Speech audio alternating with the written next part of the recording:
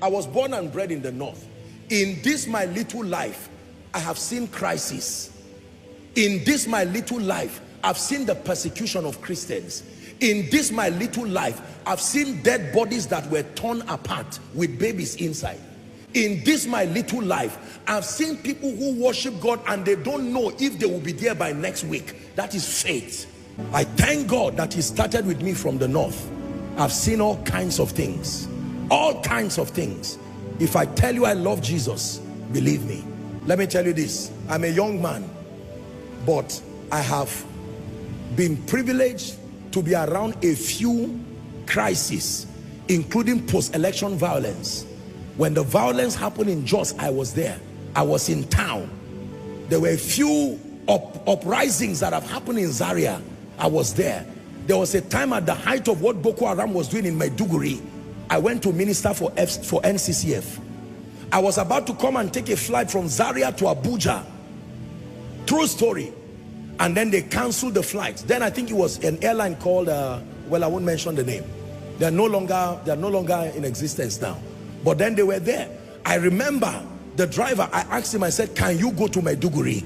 Because the believers were happy. Nobody was going there for justifiable reason. I mean, you could die. And I told them, I said, I'm coming. It was the NCCF that time. I said, I will come. I told the man, I said, can you take me by road? He told me how much I will pay. I said, let's go. I passed Kano. It was less than 1 hour when there was a bomb blast. And I didn't stop the journey. We went to a place called Potiskum. And there they had closed because the military were protecting those areas.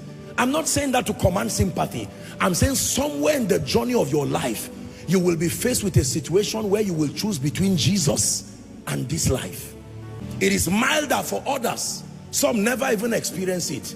But my goodness, for some, that is the last badge they carry as they transit. You are not a true Christian if you are not taught this. That night, I did not sleep in Potiskum because of poverty. I was not poor. It was the privilege of the fellowship of the cross. We got there, it was night. They had closed the place because there were no fightings and the rest were going on.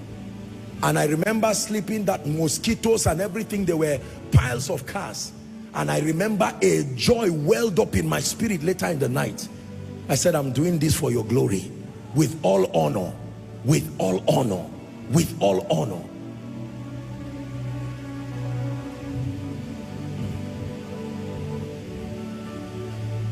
Is someone learning?